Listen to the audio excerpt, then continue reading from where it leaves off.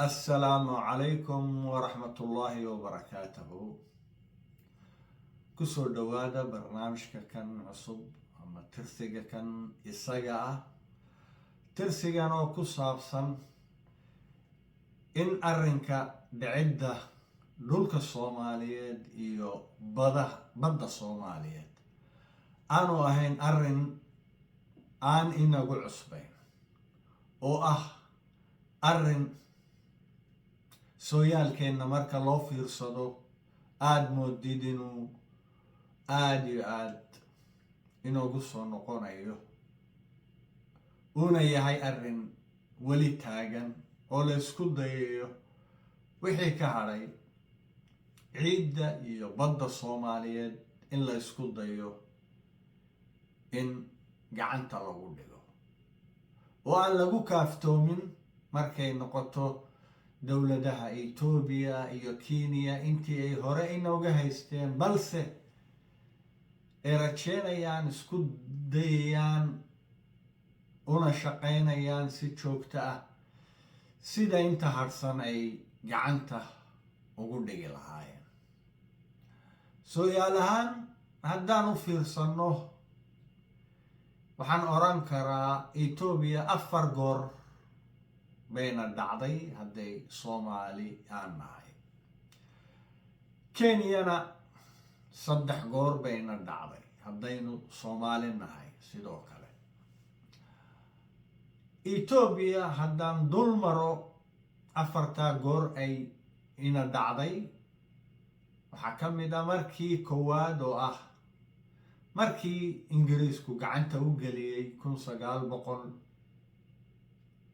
1948 qayb ka mid ah dhulka Soomaaliyeed oo ah qaybta ugu shishaysa lagu magacaabo Ogaadeniya oona ah qaybta weyn. xilligaas isaga sanadkaas isaga ee tilmaaman ay u gacan gashay dowladda Ethiopia. qaybta labaad waxay gashay gacanta Ethiopia sidoo kale 1954 waana qaybta lagu magacaabo reserve area oo ah qaybtii labaad.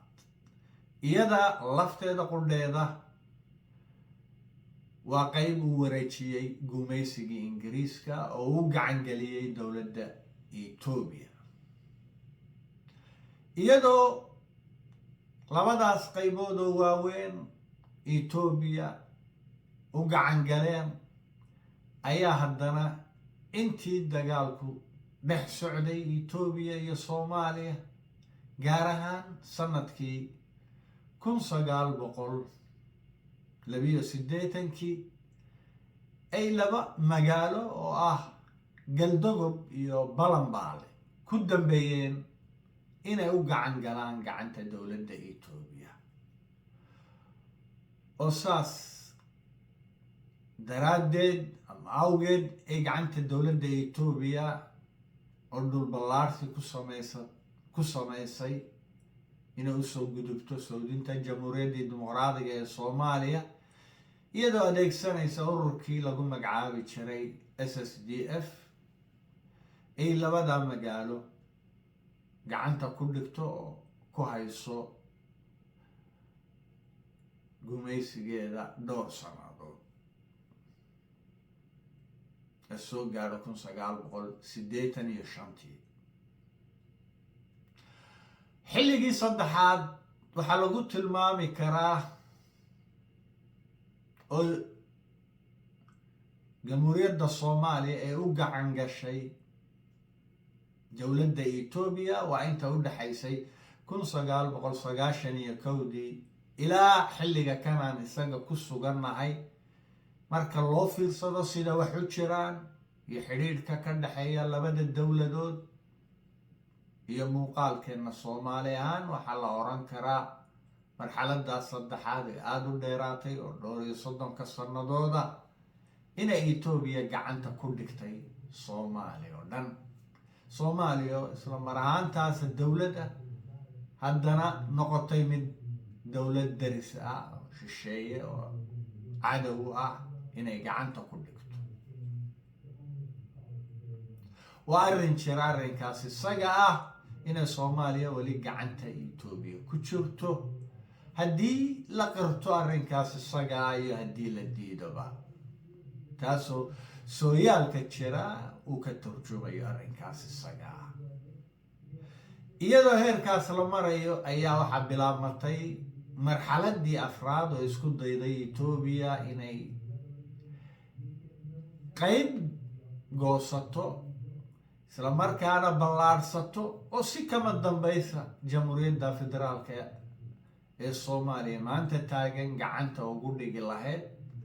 waana arrinkaasu waa kii xambaarsanaa muuqaalkii Muuse Biixi Cabdi uu ugu ballan qaaday Itoobiya inuu qayb ka mid ah dhulka iyo badda Soomaaliya ku wareejiyo.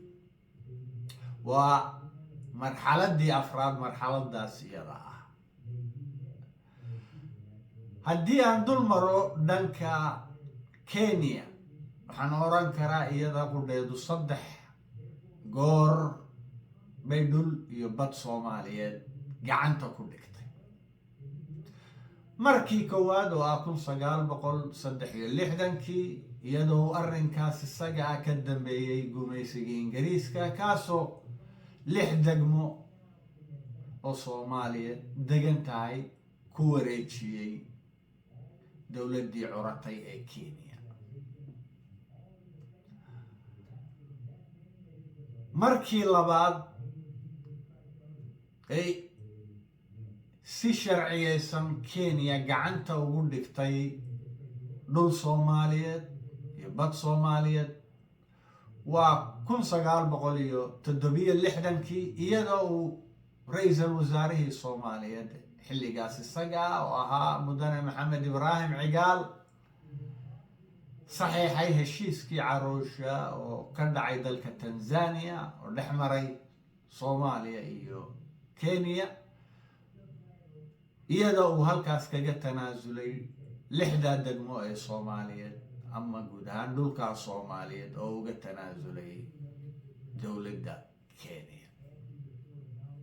waa dhacdadii saddexaad ama marxaladii saddexaad xilligaas isaga labaad.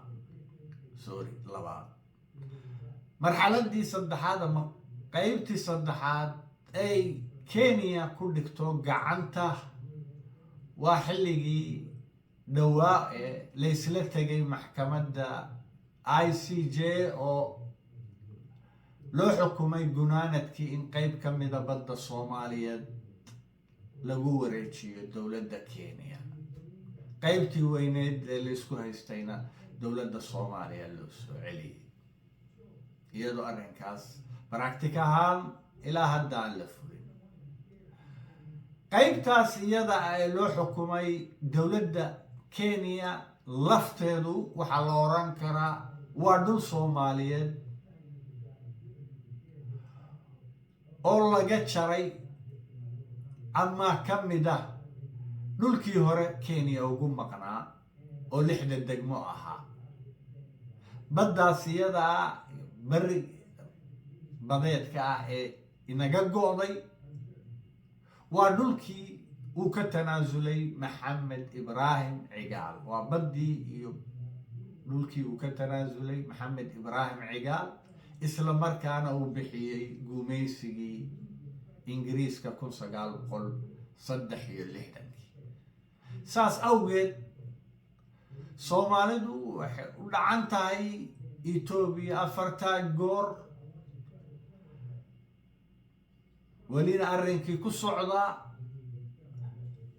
Kenyana 3 goor u dhacan tahay, iyadoo ay haleeshay isla mar ahaantaasna in loo sharciyeeyo wixii ay dhacday. daawada dhegayste, waa anigoo ah Khaalid Xasan Yuusuf. intaan barnaamij kale ku kulmi doono, assalaamu calaykum waraxmatullaahi wabarakaatu.